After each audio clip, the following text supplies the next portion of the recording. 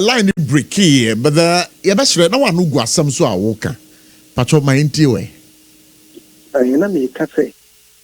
And she share for a mother buy apart from say, Bocafe, a fixed date for the presidential primaries.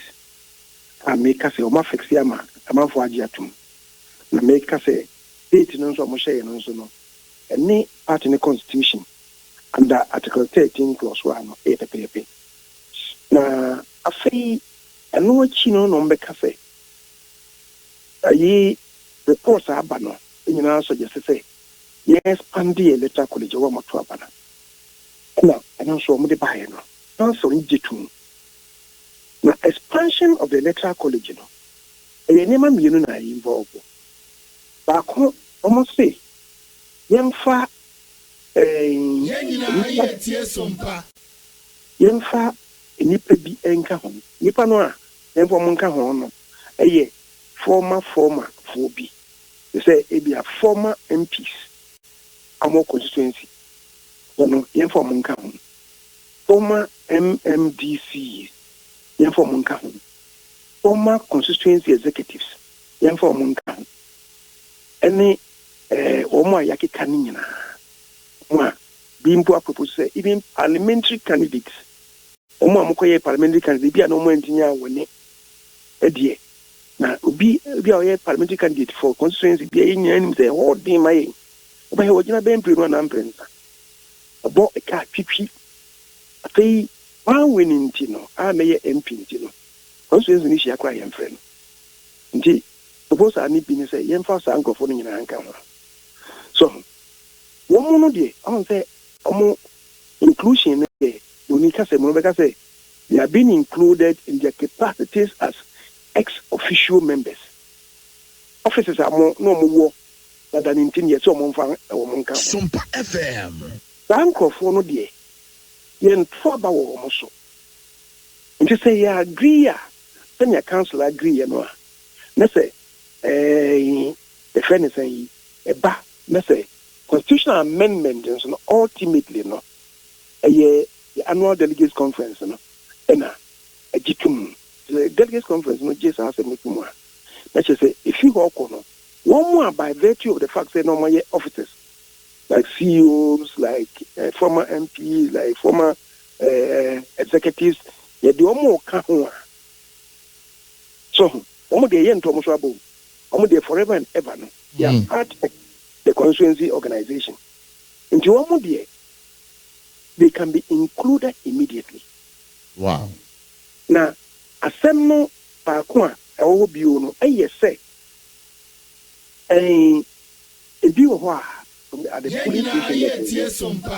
police station level, they say, a nipa numino. Suppose I never buy and say, Yan Twapa Nipan Nipping come. Yeah. So, Twaba. And she said, Get to Mudia. Let's just say, Sango for not see a Twaba. Now, it is you. Time ben a polling station, no, the Twaba. It be no so. Yanko Twaba says here, your co-congress new year, Yanko Twaba says here at the polling station. Now, Yanfa Sango for Nkama. We're going to say, Ye. I don't know. Because polling station for now, more see, no. Electoral area for more see. Constituency for more say, regional executives are more say, national executives are more say, you know. Obey a Twabama by the constitution, they say they are more 4 years to serve. Yeah. Indeed, over a Twabama almost say now, more time best so March next year, polling station for them. The Twaba, I think the Twabama almost the 25th show of I think February. And you know, just a polling station in fact, the two Obama I think the 8th of March also. The more time number so March. Polling station for them. Yeah. Now look say the Congress the you see expanded into Yanko Trab and Fra. Now one was changing. I just say, well, 3 years. You are truncating the tenure of polling station for no. You can't do that. We are truncating it to the area electoral area. Also, what your move is so. We are there national. I think national for me to almost about I think the July was the same. Yeah. If my memory says right. Don't know he has 1 year plus to say. What's once every 3 years into national election. No. And he one more honor idea. You see, they will have to remain in office until say more time beso. More time so we are. Let's just say yeah twaba. For no. Ya more kwan say to say yen twaba or to expand it no. Ni do maka ho pepepe atwaba no. Now, honorable Mama no see. So now kaso ye congress ye see me expanding yen koto aba. Say. What it means is that so menum no atna ho ayomadwuma. Na say wo si mienu pe na koto mo so aba say ya. Nsunsu say polling station election on then because we to about man say man 4 years. Yeah. What you say? Let's say from now on polling station about independence on ye tunum mienu. Idi ka to eyi nipa mienu. Yeah, sabeto. Can we afford that? That is most irregular. Inia, I mean, can show. We are in say, oh, Memuina. So, that to a baby, and then Nipa 276, and a woman should be a fee. What you say? And the woman should be a fee. If you do baby, maybe I'll be an electoral commission. I can say, oh, if you moon, send your money population, I could do no. Maybe I was say a parliament, no, you increase the number of seats, no, by Nipa by 5 more seats or 10 more seats. Yeah, quite determination. So, determination now, you control by immediately.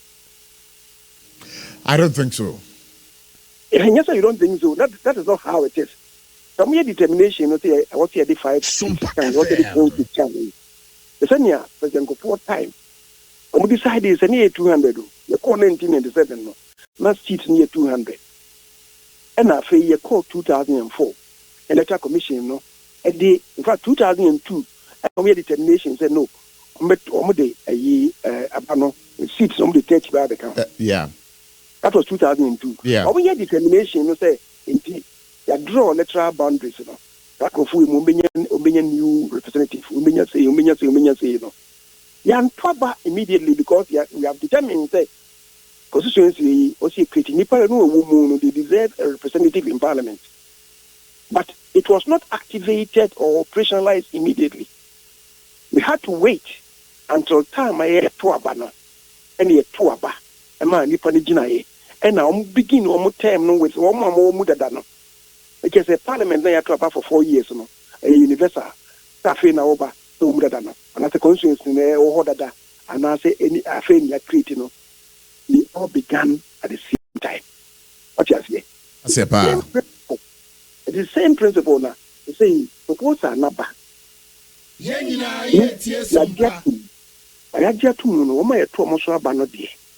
will have to wait until the tenure of office of the current people, no, as soon we are not yet the Toba near the Mununa Kahon at the polling station level.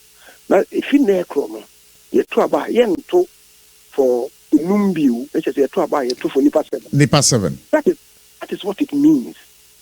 Nipa so there be ones I get to the Otiako activity. I'm so among unions and so on, and we enyen to question. And I've been so I said that teaching of one Sunday, there's no truth in that.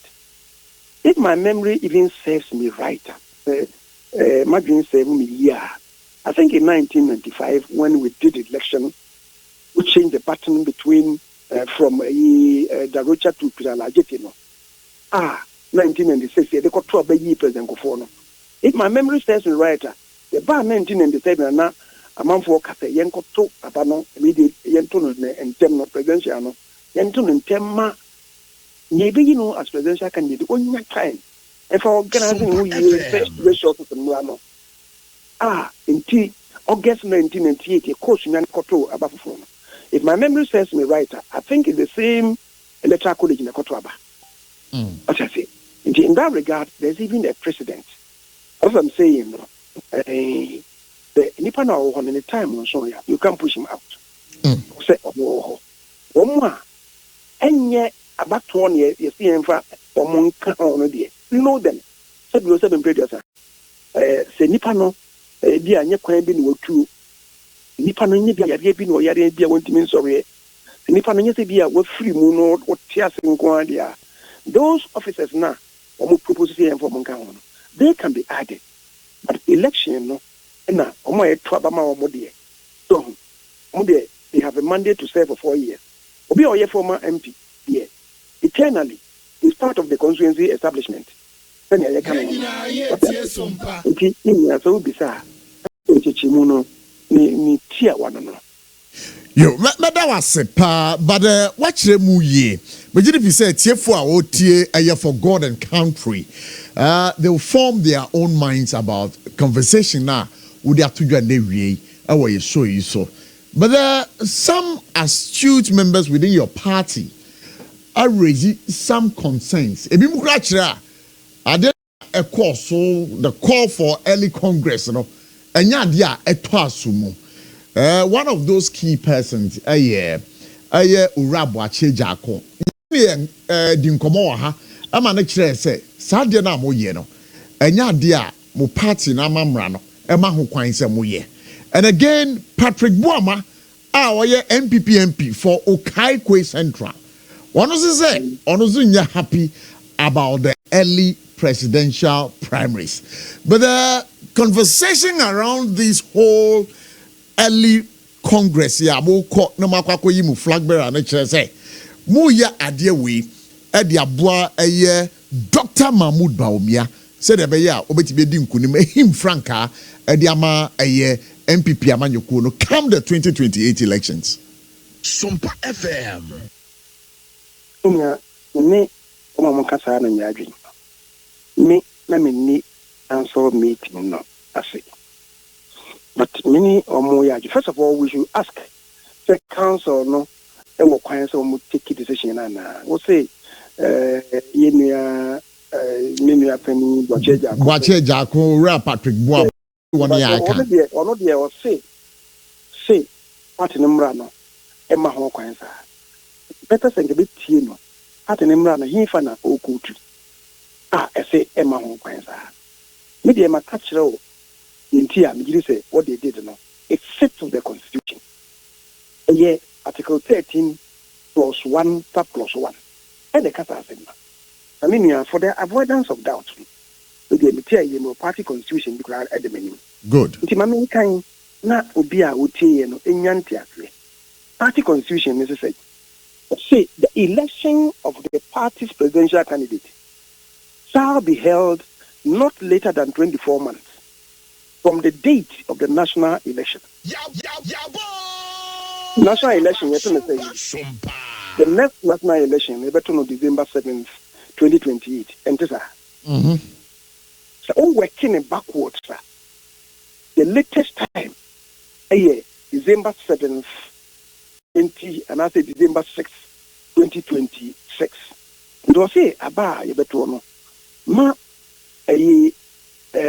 entra mfimi no azan yato you know as to time I say you no say o say be ada ye so in the next president say na no ye be ade chi ya enkoto aba ene de wonka all that is saying is that if he die be so in president foforo no if you are copying December 7th that was December 20 January 8th 2025 year copying December 6th 2026 it may abana and the council could share you know or take decision so you know and adentia because when you did that but no a presidential candidate in was it then also I can't be and I would hear reports no abanoa you mean can say and no a dear back to a high my edin SOMPA FM. And someone Chegui, no. Yaria bet me at the insurance to bonnet pabre party. No, and the party will say, in Tian them. Na Sakasa ye, and free or my Can we tolerate Nyekoswe for the next 1.5 years? In the wisdom of the National Council, no, I'm taking a decision. Now, me say because of constitution, you know, National Council no quite moment take a decision, you know. This will be a say no need to the National Council, you know, and yet consistent with the provisions of the constitution. Me person me TD ni panoka constitution if fine Emma National Council need to mean so many no more, you know. Is there anything against that? But number two, say, yaw, and so say, Jiri say, you know, Ibia, Omuchin dia manipa back. Yeah. I don't mean. 1990, me, I'm more Parliament 1997. Yeah. I'm more Parliament 1997. The core, yeah. Yen we are penny engagements. You were for penny engagements, and then not yet a minority leader. Behind a Jumadia engagements, a boy with a minority group at the time. A boy in Maya, who didn't buy a tono 2000. Yeah. Namso, a mark candidate for a bay president. To be in a modern by engagements, a boy, or a member of Parliament. Parliament who are near one of some the enemy very useful. Yeah.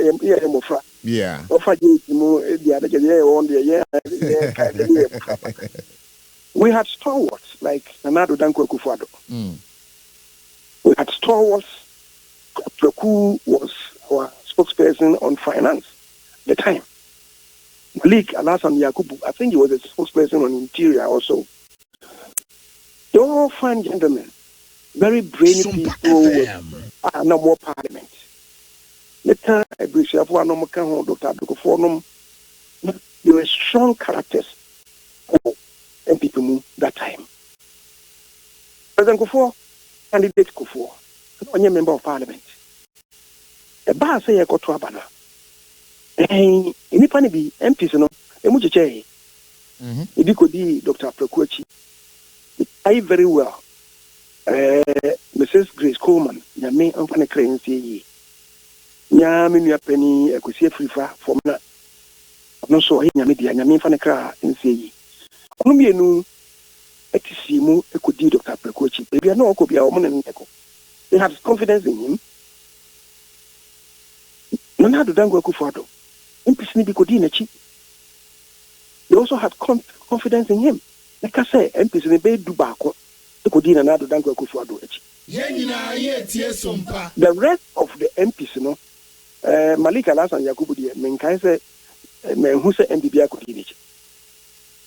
But Judge Mensah, minority leader. Me at that time, they called me of a penny no crack or two for. Yeah, one from a foot two. Ya me on for Judge a currency. No, could but here come. President Kufuor, candidate Kufuor at the time, send American. MPs am Godine Chino. Not a bro, a Gianine, and an ED, President Kufuor. You are not a member of Parliament. And you call, Yamiadum, Sunyani conference at the man on 1998. At the man. At the call, 2000. Yamibua, President Kufuor. A boa MPP, a man to me in a buyer or something. Now your number no 200 members near 61 bill. Your uncle workers near 67. No, the number was not 67. MPP for near 61. And the CPP for near PNC for at the time whom my number near 67 in the minority. But here is MPP for near 61, which was, you know, less than just around 30% SOMPA FM of the total membership. From 61, we climbed up to 103. We became 103. What you say? Yami, and it is too many my. And see, Yanip, anybody because on the way with Chimamobi, but on 4 times, Moka say, yen Trabano 1997. After 1996, you lose you know. Questions were raised. I didn't know what say. Ye Traban in Mensah. Now, legitimate questions were raised. The Kyei say, candidate Kofo, Sam Renani campaign manager, any Jake Obichebilamti, and me and for Jake a currency. Now, on the way in a campaign manager. Obeshia minority MPs no, praise the king. Emma, or this SOMPA to your name, say, Obesre yen foa so, na adene yen in them. Na onwe mu so esan beton so amaye no. A question, a legitimate question was raised. Na no dey after 1992 election no, mo se me anto ntem na pimpin so akoye in 96. And yet the koto aba no. The koye den na afedie. The trouble within 1 year mo se koto aba ne bi. The Kyei very well. Jake Obichebilamti. But then go for Ankasa. American candidate go for Jake, the campaign manager, was able to for. We were all part in the in pushing say presidential primaries. Me and Tony Temian from Guachri. But we must admit that it was a big mistake. Yes, I know. I'm a presidential candidate. And organizing who ye. I'm resources I'm here for any campaign. No, the campaign we are in the didn't so dear. Now, spend 2 years. The moment in them, I'm the choir working organizing we. Let us be no primary dear. But they are able to think of on us. Na Bufaba, na Muna Abba, in time and fancy few so that a corner ye common. Ibeti me akose ni papa ase ko baako a united front eno eka ho nya me boa ye ya ye ni me boa ye ya ma ikodi nkunim 2000 the same thing na ba you the same thing na ba na chese ade no esipen ana sambre esa trinity bio yeah that's no e bia na be na bi mo jo na ba omia na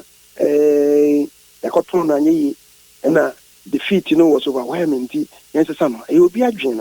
Yo, the Kyei then go for Obaseke around, no. Yeah, my boss, the big uncle Jake Mensah. Okay, send be a bear as I'm saying.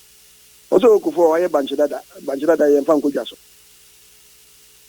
Banchada, no, Yadico Jasso. The whole Yadico Jasso, my Ghana photo. But yes, Before had 39% the first time, or call only 39%. And so the core bill no, it crossed over 50%. Matthias, we have seen this before. Me ya. And they say, in fact, I said American say Kofonia 39%, and no year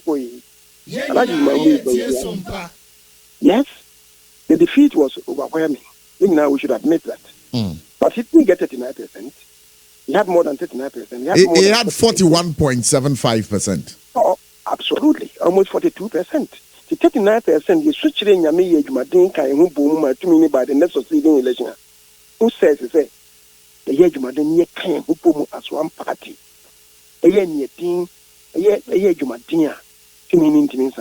Now, before I make Jawama Cocrano, I don't pay so share a double crata daily graphic edema. The minority leader, Apenyo Martin said, Kassambi. Or see, MPP MPs, I was some remaining neutral. Say, we, MPs, we are. One more Rashabe, your mom, MPP. Nay, candidate was you threw a support amount. There's a you threw a supported amount. And you know, as a man, Apenyo Martin said, hey, I the piano a twice sumuana. Well, yeah. Assembly bow na ocha ahon kakra SOMPA FM na dia ya dance afanyo ye minu aketwa and then you see hoyi ono be minority leader no kra no they find say about 10 months before the Petra Banner, he became the majority leader in my state. Sure.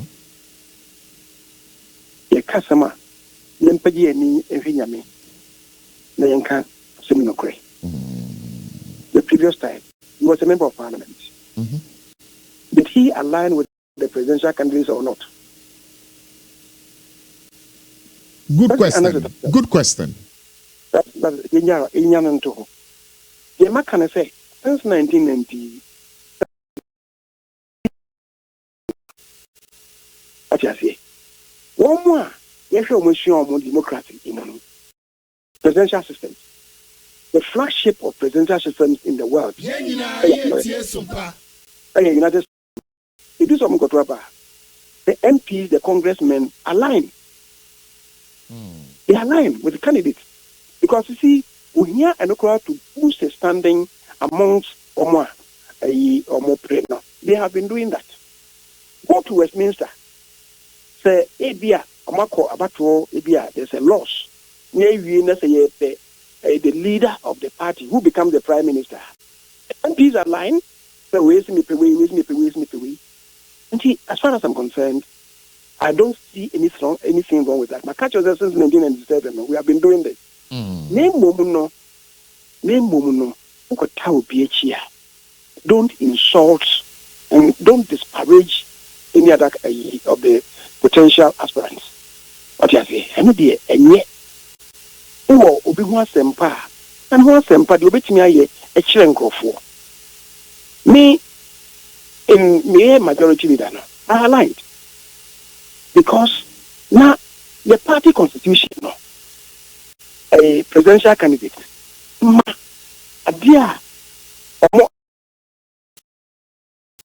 person must be a known and active member for at least in Fienum. Also about party at least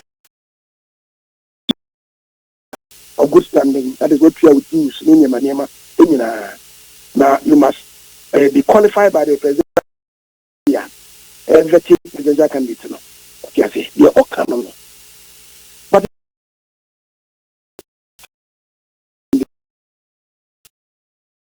The president, Yami Boy, has a kind of photo about what be the president of this country. Yeah, me beyond our criteria now. We are looking at the vision of the person, at the sense of the person, the knowledge of the person. We are looking at the character of the person, and then the kicker home. In Kimini, no more pray no. That's why the constitution media will be qualified to contest. Let me say, Dr. Domia's too tall. And in I stuck my neck out. So no, I'm the minority leader, majority leader. So who are there? Party no. Who are there? My neck out. I mean more which is what I did. Okay. Other people also did that. What do I say? Let's say, Nina say, so yes, the crema. Yes, you have to them, Mamma, them didn't be now. I'm not saying that I'm saying the Yen crema. Okay. Now, Yentimi ain't model. Would give us a win a bit, my boy. I didn't know between my boy and Tia, what to say. And I want SOMPA.